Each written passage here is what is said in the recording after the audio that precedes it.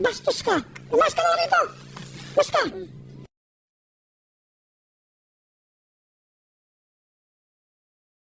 So, good morning po. Good afternoon na po, Mr. Noel. Ako po ay pumasok po ng Martes ng Paga. Yung pong sasakyan na ginagamit ko, sir, is doon ko nang gagaling sa bahay mismo ng boss ko. Doon ko po Sino po ang amo nyo? Si Teresa Rostol po. Ano pong pinaka-problema, sir? Bandang alas 12:30, ay ako po ay tinawag. Nawala rito ka eh. Sino ang tumawag sa inyo? Si Sir Roy po, Castillo. Si Mr. Castillo ay boyfriend ni Miss Teresa. Bigla na lang po paglabas niya, bigla na lang po niya akong inupakan. Pagkabugbog mo na po sa akin, kung ano na po sinasabi niya sa akin na ako daw po ay walang respeto. Magandang hapon po, Sir Roy. Magandang hapon po, Sir Rafi. Sir, bakit nyo po siya sinaktan? Tagal-tagal po na siya ay aming kinuha nung panahon pa ng girlfriend ko na family driver.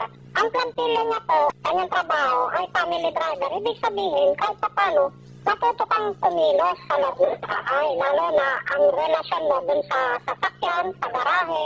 Hindi naman utos-utosan kahit pa paano. Lalo na ako, hindi ako nabuutos ng personal. Kasi in-absorb ng bagong company na nirekomenda pa nga siya nung girlfriend ko, tinulungan siya dahil alam na may mga anak siya.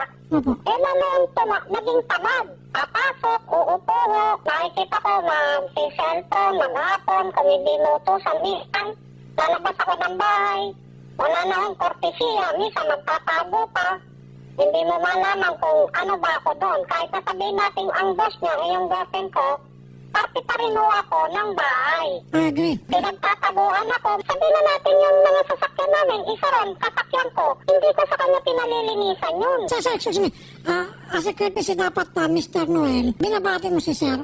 Good afternoon, sir. Good morning, sir. Oo, sir. Anong nangyari? Bakit niyo po siya sinaktan, Sir Roy? Nakatayo ko, halos magtatago pa. Parang wala lang. Kung di pa lalabas yung boss niya, sinasabi niya, doon na siya tatayo. Pero nag-init na nagtatong-tatong na yung mga ginawa niya pang naririnig ko, inutangan niya pa yung girlfriend ko. Kahit lumaki na yung sweldo niya, yung mga ginawa niya sablay sa trabaho, medyo napagsabihan ko ng di maganda na itulak ko ng bahagya.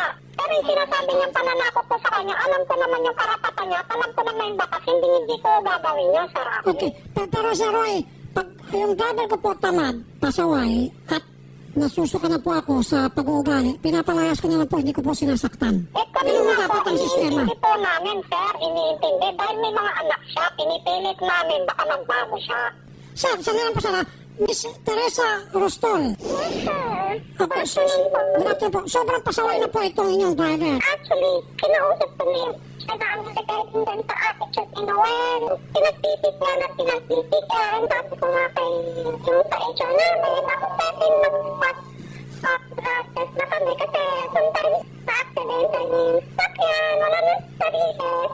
Nandun pa na siya sa bahay na hindi mo alam na nandun. Well, bakit ka bastos na sa mga amo mo? Naging patos ako rito.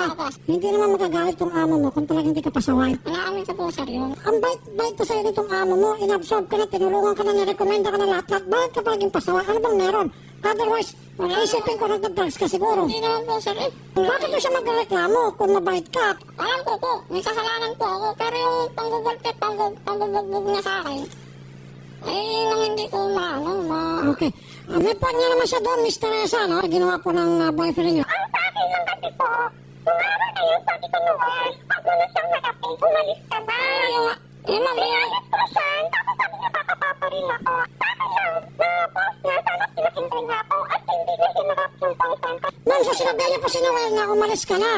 Oo, umalis ka na. Pero ayaw po umalis si Noel. Oo, tinayuan niya, sabi ko, bahala na nga kayo dyan. Iniwan ko na siya. Noel, nung pinapalis ka ng amo mo, ba't di mo sinunod yung amo mo? Sir, paano po tatakbo? May hawak ng baril yung boyfriend niya. Nakalagay na ako sa likod niya.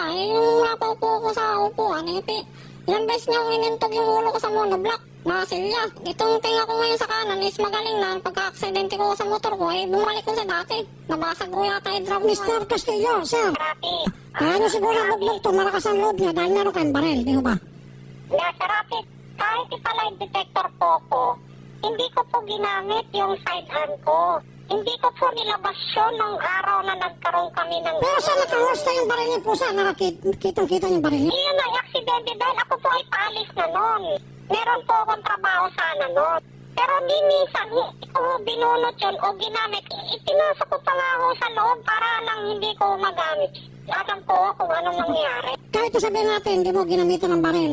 The fact na sinaktan mo po siya, mali pa rin yun. Dapat, sir, kung talagang sukang-suka ka na sa pagmumukha nitong driver mo dahil sobra-sobra na po pagiging pasaway, palayasin niyo lang po, huwag niyo po sinasaktan. Okay, sir? Naitulak ko lang ho dahil sa init ng ulo ko ho. Papunta ho sa upuan. Pasensya na po, sir. Eh, meron po siya, meron po medical certificate. Ito, sir, meron po siya mga medical certificate. Siya na nakakalamang sa inyo. Magdidemanda siya ngayon sa inyo, sir. Salamat na po, Mr. Castillo. Salamat po. Gusto magdemanda? Oo, sir. Hindi tuloy ko po yan kasi naapektuhan din po yung pagtatrabaho ko, sir. Hindi ko alam sa pagtatrabaho. Ayaw kong pakialaman dahil pasaway ka talaga eh. Eh, mismo sabi ng amo mo. Yun ang sabi niya. Hindi naman magagalit yung amo mo kung talagang hindi ka pasaway. Inaamin ko po, sir, yun. Pero doon sa pananakit sa'yo, nakampihan kita rito. Opo. Tutulungan ka namin na makapagdemanda. Miss Teresa! Ang sabi niya sa akin, gusto pa daw niya magtrabaho sa akin. Ipag-drive kaya lang.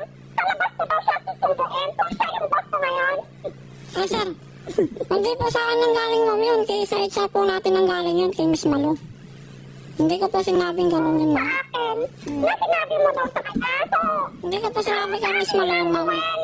Noel, ang ginawa ko siguro sa'yo, the normal salary sa'yo ngayon, at ngayon nakaka-20,000 plus ka na, plus free pa yung food mo, free pa yung tulugan mo sa bahay ko, everything. Okay. Hindi kayo naman po kayo naman po ang may sabi na namimiloso po ka, oh. Imbis na magpasalamat ka eh. Pero mamilo sabihin mo pa, nakakaid ka naman imbis sabihin mo salamat ma'am kung ganun, binigyan lang ka ng 20,000 na sweldo. Salamat ma'am, libre pang tulugan ko. Tapos sabi mo, ikaw naman nagsabi niyan eh. Bastos ka. Umas ka na rito. Umas ka.